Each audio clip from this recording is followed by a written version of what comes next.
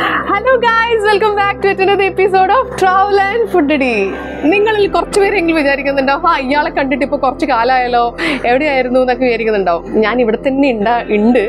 പക്ഷേ എനിക്ക് videos upload ചെയ്യാനുള്ള എഡിറ്റും ചെയ്യാനൊക്കെയുള്ള ക്ഷമയില്ല. എന്താ വെച്ചാൽ വീട്ടിൽ കുറച്ച് ബിസി ആയിപ്പോയി. അതുകൊണ്ടാണ് കേട്ടോ വീഡിയോസ് പോസ്റ്റ് ചെയ്തിരുന്നത്. ഇനി അങ്ങോട്ട് ഞാൻ ഫ്രീക്വൻ്റ് ആയിട്ട് വീഡിയോസ് ഇടുന്നതായിരിക്കും. എല്ലാവരും കാണണം, ലൈക്ക് ചെയ്യണം, ഷെയർ ചെയ്യണം, സപ്പോർട്ട് ചെയ്യണം. അതേപോലെ ഈ വീഡിയോ ആദ്യമായിട്ട് കാണുന്നവരുണ്ടെങ്കിൽ ഇഷ്ടപ്പെട്ട് കഴിഞ്ഞാൽ ഒന്ന് സബ്സ്ക്രൈബ് ചെയ്യാൻ മറക്കരുത് കേട്ടോ.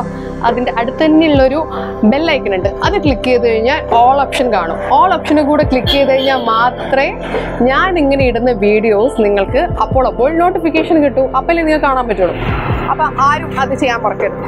അപ്പം ഇന്നത്തെ നമ്മളെ വീഡിയോ അടിപൊളി സ്ഥലത്തേക്കാണ് പോകുന്നത്. കുറേ കാലത്തിന് ശേഷം ഞാനൊന്ന് വീട്ടിൽ നിന്ന് കുറച്ച് ദൂരം പോവാണ്. കുറച്ച് ദൂരം എന്നാൽ വലിയ ദൂരമൊന്നുമല്ല, വീട്ടിനെ കുറച്ച് അടുത്ത് തന്നെയാണ്, പക്ഷെ ഒരു അടിപൊളി സ്ഥലമാണ്. അപ്പോൾ അത് നിങ്ങളെയും കൂടെ ഒന്ന് കാണിക്കണ്ടേ, അതിന് വേണ്ടിയിട്ടാണ് ഇന്നത്തെ ഈ വീഡിയോ. അപ്പോൾ വെറുതെ ഒരു വീഡിയോ അല്ല, ആ സ്ഥലം അങ്ങനെ ആവാൻ അതിന് പിന്നിൽ പ്രവർത്തിക്കുന്ന ഒരാളുണ്ട്. അപ്പോൾ അദ്ദേഹത്തിൻ്റെ വിശേഷങ്ങളൊക്കെ ആയിട്ട് നമുക്ക് ഇന്നത്തെ വീഡിയോ പൊടിക്കാം. അപ്പം ഇനി ബാക്കി കാര്യം അവിടെ എത്തിയിട്ട് വാ. ആഹാ, എന്ത് നല്ല ഭംഗിയാ നോക്കിയ. നമ്മളിപ്പോൾ ഒരു ഒറ്റപ്പാലത്ത് പാലക്കാടെല്ലാം വന്ന ഒരു പ്രതീതി. നല്ല പച്ചപ്പ്. നോക്കിയ നല്ല പച്ച കളറായിട്ട് നല്ല വിളഞ്ഞു നിൽക്കുന്നുണ്ട്. അല്ല, ഇതെല്ലാം ആയിട്ടില്ല, ആയി വരുന്നേ ഉള്ളൂ കേട്ടോ. അതിൻ്റെ കതിരെല്ലാം ഈ സ്ഥലം കാണിക്കാൻ വേണ്ടിയിട്ടാണ് ഞാൻ നിങ്ങളെ കൊണ്ടുവന്നിട്ടുള്ളത് കേട്ടോ. അപ്പോൾ ഇഷ്ടപ്പെട്ടില്ലേ?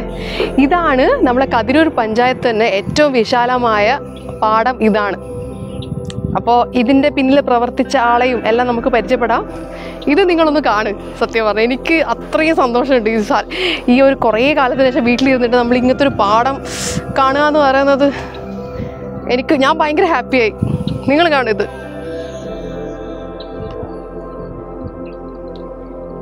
കണ്ടോ?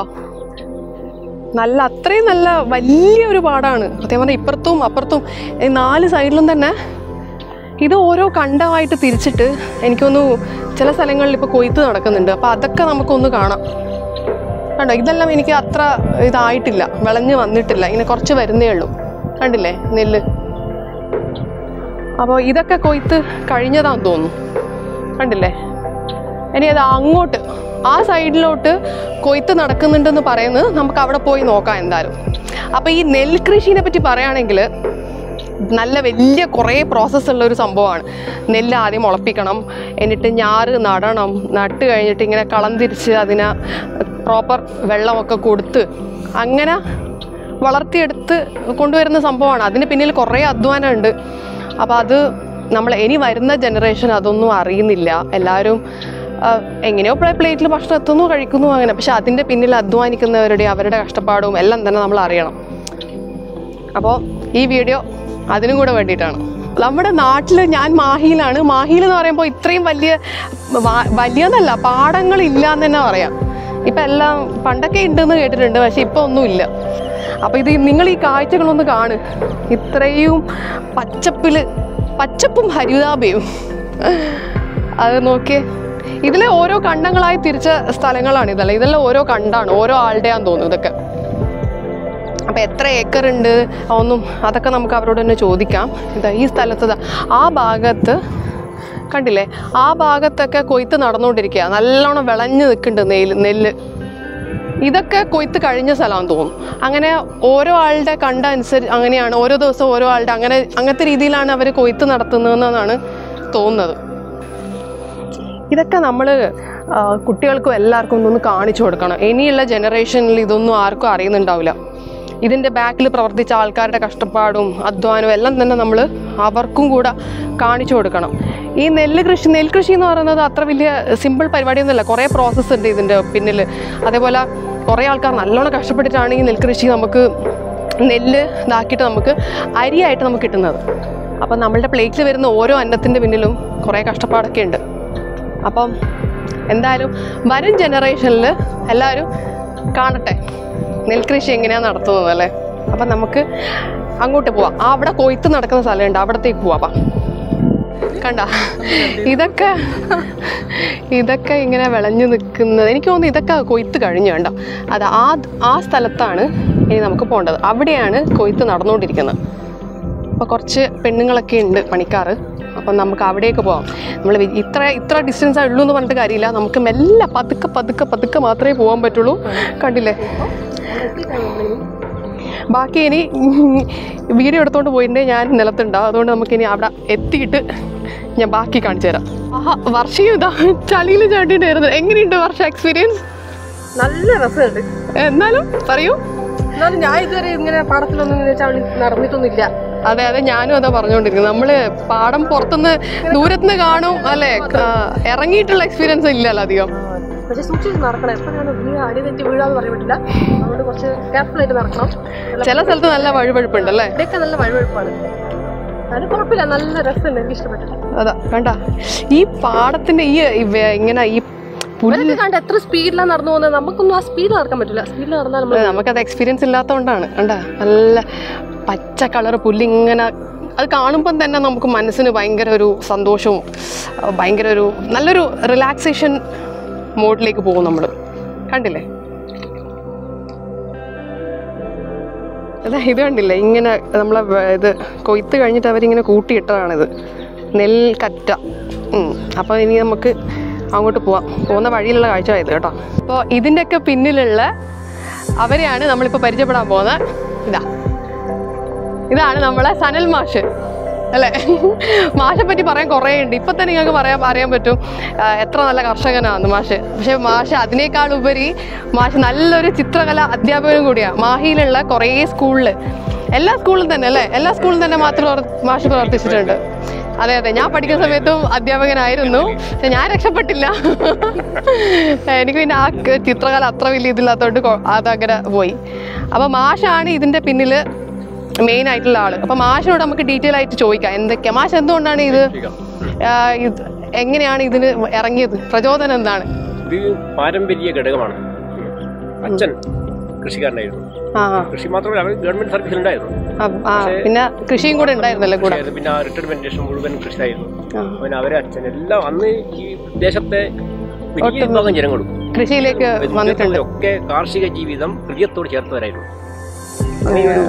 പിന്നെ നൊസ്റ്റാൾജിയ നിലനിർത്താനും അങ്ങനെ ഒരു ഓർമ്മകളെ തിരിച്ചു പിടിക്കാനും ഒക്കെയാണ് ഞാനടക്കമുള്ള ഇപ്പോൾ കുറച്ച് പേര് എങ്കിലും ഈ രംഗത്ത് നിലയുറപ്പിച്ചിട്ടുണ്ട്.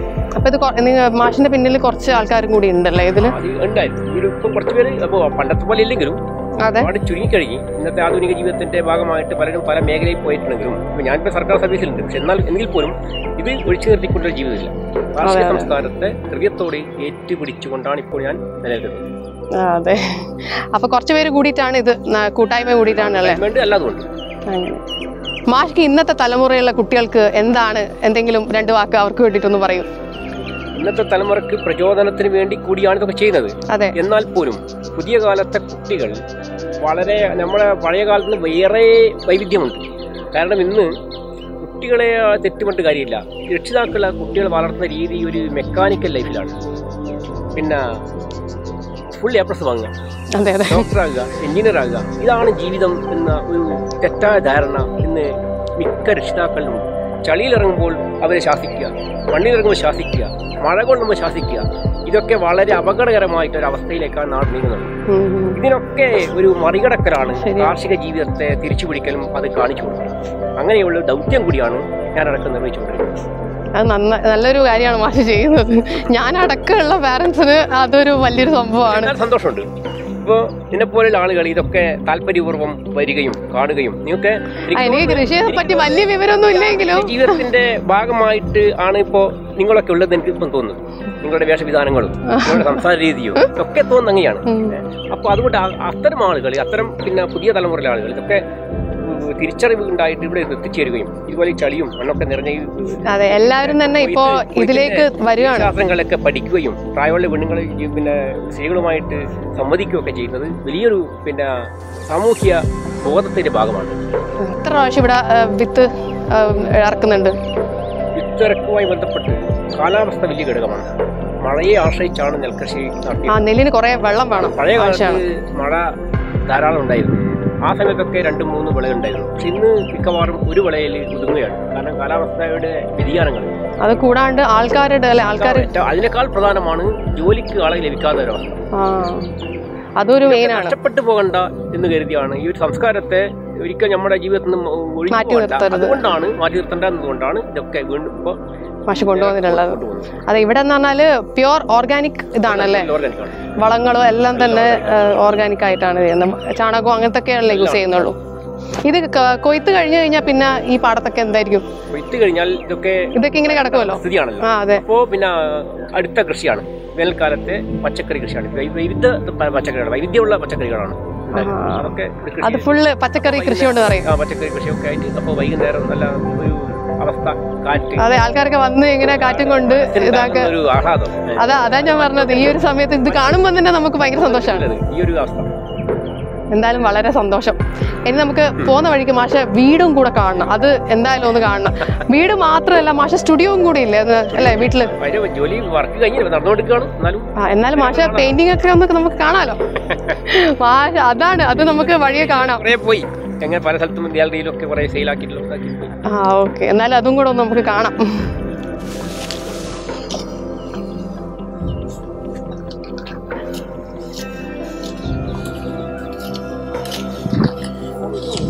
കമലേച്ചി അല്ലേ? കമലേച്ചി ഒന്ന് പറഞ്ഞുതരോ എങ്ങനെയാണ് നമ്മളെ ഈ നെൽകൃഷി എങ്ങനെ ആദ്യം തുടങ്ങിയിട്ടുള്ള ഇത് സ്റ്റെപ്പ് ബൈ സ്റ്റെപ്പ് ആയിട്ട്? ആദ്യം കണ്ടൊക്കെ കൊത്തുക അല്ലേ, കണ്ണ കൊത്തുക, എന്നിട്ട് വിത്തിടുക, പുല്ലെല്ലാം പറിച്ച് കണ്ണം വൃത്തിയാക്കി വിത്തിടുക, വിത്തിട്ട് എന്നിട്ട് പൊടിച്ച് വരുമ്പോ പുല്ല് പിന്നെയും പറിക്കുക, വളമിടുക. ഇതെല്ലാം അങ്ങനെ വളർത്തും. നെല്ല് ആദ്യം മുളപ്പിച്ചിട്ട് അങ്ങനെയല്ല? മുളപ്പിക്കണ്ട, വട്ടത്തിലിട്ടാലും മുളയുണ്ടാവും. ഓ, അങ്ങനെ മുളപ്പിച്ച് ഇത് അല്ലേ, ഞാറ് ആയി കഴിഞ്ഞിട്ട് നടും. ആയി അതിനകത്ത് പുല്ല് പറിക്കുക, പുല്ല് പറിച്ചു കഴിഞ്ഞാൽ വളം നെല്ല്, പിന്നെ ഈ സമയമാകുമ്പോൾ. ഇത് എത്ര സമയം എടുക്കും ഈ നെല്ലായി ഈ ഒരു പരുവാവാൻ? തോന്നില്ല, 3 മാസം 4 മാസം 4 മാസം കൊണ്ട് വിളം എടുക്കാം. മാസത്തില് മലയാളം കന്നി മാസത്തില് നട്ടതാ. കന്നി മാസത്തിലല്ല, വിതരത്തില്ല, വിതരത്തിൽ നട്ടതാ. അങ്ങനെ കന്നി മാസം. അപ്പൊ രാവിലെ തുടങ്ങും അല്ലേ?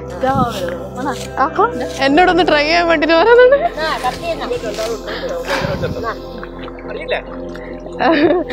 നമുക്ക് അറിയുന്നില്ലെങ്കിലും ഒന്ന് ട്രൈ ചെയ്യാലോ.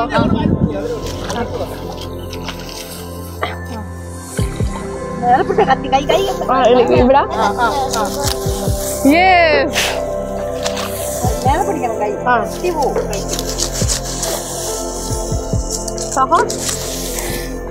അങ്ങനെ ഞാനും കൊയ്തു. എന്താണ് പേരുങ്ങള്? രോഹിണി.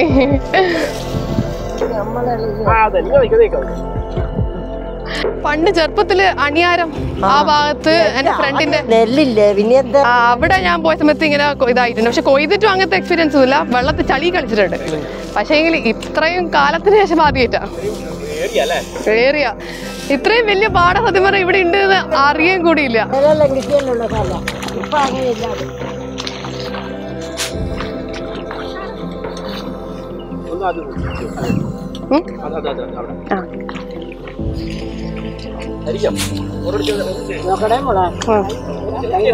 രണ്ടാളും ഒപ്പരാകുമ്പോ ഞാൻ ഉണ്ടാവും. നിങ്ങള് കൊറേ വർഷമായിട്ടുണ്ടാവും അല്ലേ? ചെറുപ്പത്തിലെ നിങ്ങൾക്ക് ശീലാണ്.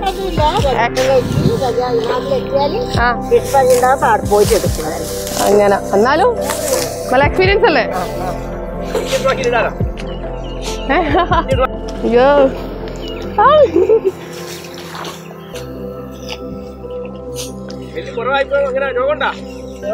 കാണുന്നില്ല, എല്ലാം പോയില്ലേ. നെല്ലിന് രോഗം വരുന്നല്ലേ? കൃഷി എന്ന് പറഞ്ഞത് ഒരുപാട് ഘടകങ്ങളുണ്ട്. നല്ല മനുഷ്യനാക്കും, അതാണ് ഏറ്റവും പ്രധാനം. അതെ, മാനവികത, മനുഷ്യത്വം അല്ലേ കൃഷിയിൽ ഏറ്റവും പ്രധാനം തന്നെ നെൽകൃഷിയാണല്ലോ. നെൽകൃഷി ഏറ്റവും പ്രധാനപ്പെട്ട. എത്ര? 5 ഹെക്ടറാ. 5 ഹെക്ടർ ഉണ്ട്, അത്രയുണ്ട്. അപ്പൊ ഇത് കുറെ പേര് ഇതിൽ ഇറങ്ങിയിട്ടുള്ള ഇപ്പൊ ആരൊക്കെയാണ്? കൂട്ടായ്മകളുണ്ട് ഇപ്പൊ, കുടുംബശ്രീ അങ്ങനത്തെ ഭാഗമായിട്ട് ഇപ്പൊ 5-10 ലേഡീസ് ഒന്നിച്ച് വന്നിട്ട് കൂട്ടമായി ചെയ്യുന്ന ഒരു കൂട്ടായ്മയുടെ ഭാഗം കൂടിയാണ്. അപ്പൊ കുറെ പേര് കൂടിയിട്ടുള്ളതാണ്. കാലം ഒരുപാട് പാഠം പഠിപ്പിച്ചു. അങ്ങനെ അതുകൊണ്ട് കുറെ പേര് ആണുങ്ങൾ അല്ല ഇപ്പൊ കൊറോണ കാലത്ത് തന്നെ വീട്ടിലിരുന്നോണ്ട് തന്നെ കുറെ പേര് കൃഷിയിലേക്ക് ഇറങ്ങിയിട്ടുണ്ട്. അതുണ്ട്. പിന്നെ ഒരുപാട് പിന്നെ ഇവിടെ തന്നെ കുറെ കൃഷി വർദ്ധിച്ചു. ഇപ്പൊ തരികൊട്ടം കൃഷി സാധനം ഉണ്ടായാലും അല്ല സാധാരണ കുറച്ച് സമയം കൂടുതൽ കിട്ടിയല്ലോ വീട്ടില്, അപ്പൊ അതുകൊണ്ടും കൂടെ സമയത്തിന്റെ പിന്നെ വൈകുന്നേരം പ്രശ്നം കൊണ്ടാണ് ആൾക്കാർ ഇറങ്ങുന്നത്. ഒരു നൊസ്റ്റാൾജിയ ഉണ്ട്. പച്ചക്കറിയാലും ഇതൊക്കെ നൊസ്റ്റാൾജിയുടെ ഭാഗമാണ്. അതുകൊണ്ട് ഞാൻ ചെയ്യുന്ന അങ്ങനെയാണ്. ഇത് കണ്ടില്ലേ, ഇതാണ് നമ്മളെ ഇപ്പത്തെ മെഷീൻ വെച്ച് കൊയ്യുന്നതാണ് ഇത് കേട്ടോ. നല്ല കൊയ്തിട്ട് ഒരു സൈഡിലോട്ട് അത് ചരിച്ചിടുന്നു. ഇതുള്ളത് കൊണ്ട് ഇപ്പം കാര്യങ്ങൾ കുറച്ചുകൂടെ എളുപ്പമാണ്. പണ്ട് ഇങ്ങനെയല്ല സംഭവം. പണ്ട് ഞാൻ നേരത്തെ കാണിച്ച പോലെയുള്ള അവരൊക്കെയാണ് കൊയ്തിട്ട് ഇങ്ങനെ എടുത്തിരുന്നത്. ഇത് കുറച്ചുകൂടെ എളുപ്പമാണ്. കണ്ടില്ലേ? ഉച്ചക്കൽ എന്താ കഴിച്ച്? ചോറ് തന്നെയാ?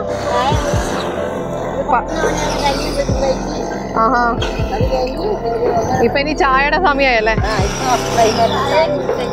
ചായയും കഴിഞ്ഞ് കണ്ടോ, ഇതാണ് നമ്മളെ പണ്ടത്തെ കറ്റ മെതിക്കൽ എന്ന് പറയും. ഇപ്പൊ അതൊക്കെ എന്താ പറയാ മെഷീനൈസ്ഡ് ആയി. കണ്ടില്ലേ, ഇങ്ങനെ വെക്കുമ്പോ നെല്ല് എന്താ ഈ ഭാഗത്തൊക്കെ വീഴും. ഇങ്ങനെയാണ് നമ്മളെ നെല്ലെടുക്കുക. പണ്ട് എത്ര കഷ്ടപ്പെട്ടെടുക്കുന്നതല്ല, ഇപ്പൊ അത്ര കഷ്ടപ്പാടില്ല. ഇങ്ങനെ വെച്ചു കൊടുക്കുന്ന കഷ്ടപ്പാട് മാത്രമേ ഉള്ളൂ.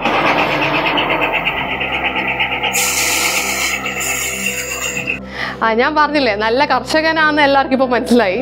അപ്പോൾ മാഷ് നല്ലൊരു കലാകാരനും കൂടെയാണ്, ചിത്രകലാകാരനാണെന്നുള്ളത് ഞാനിപ്പോൾ കാണിച്ചു തരാം. ഇതാ ഈ ഒരു ക്ലാസ് പിക്ചർ കാണുമ്പോൾ തന്നെ മാഷിനെ പറ്റി നമുക്ക് മനസ്സിലാവും. എല്ലാവർക്കും അറിയാം, എന്നാൽ നിങ്ങൾക്ക് വേണ്ടി ഞാൻ കാണിക്കുകയാണ്. മാഷ് ഇതിനെ പറ്റി ഒന്ന് പറയോ? ഇത് മാഷ് നാഷണൽ അവാർഡ് കിട്ടിയതാണല്ലേ? നാഷണൽ അവാർഡ് കിട്ടിയ പെയിന്റിംഗ് ആണിത്. ഒരു കാര്യം കൂടി ചോദിക്കാനുണ്ട്. മാഷിന് കൃഷിനോടാണോ അല്ലെങ്കിൽ ഈ ചിത്രരചനയോടാണോ, ഏതിനോടാണ് കൂടുതൽ താല്പര്യം? ചോദ്യത്തിനുള്ള മറുപടി അയ്യോ, രണ്ടും ഒരുപോലെയാണ്. ഒന്നില്ല, അപ്പൊ രണ്ടും മാഷിക്ക് ഇഷ്ടമാണ്. കൃഷി പിന്നെ ഒരു ഇൻസ്പിറേഷൻ, പ്രചോദനം കലക്കുണ്ടായി. മണ്ണ്, മനുഷ്യർ, ജീവിജാലങ്ങൾ, സീനറിയും കാര്യങ്ങളും അല്ലേ, നിരീക്ഷണങ്ങൾ, പിന്നെ പ്രകൃതി പ്രതിഭാസങ്ങൾ, ഇതൊക്കെ കലയിൽ പ്രതിഫലിക്കും. മാഷ് ഇപ്പോ സർവീസിൽ എവിടെയാണ്? ഇപ്പൊ എത്ര വർഷമായി ഇപ്പൊ മാഷ് പഠിപ്പിക്കാൻ തുടങ്ങിയിട്ട്? 20 വർഷത്തോളായി. 20 വർഷത്തെ സർവീസ് ആണ് മാഷിനുള്ളത്. അപ്പൊ മാഷിന് 2-3 ഇപ്പൊ കുറച്ച് പെയിന്റിംഗ് ഉള്ളൂ അല്ലേ ഇവിടെ? ബാക്കിയെല്ലാം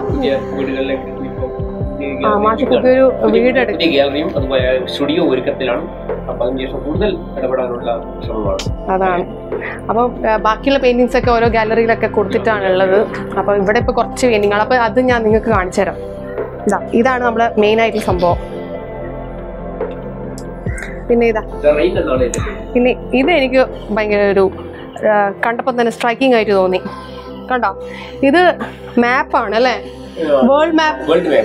വേൾഡ് മാപ്പാണ്. അതിന്റെ നടുവില് നമ്മുടെ കൊറോണ കണ്ടില്ലേ? അതിനുള്ള ബോംബിന്റെ ഒരു ഇതാണ് കൊടുത്തിരിക്കുന്നത് മാഷ്.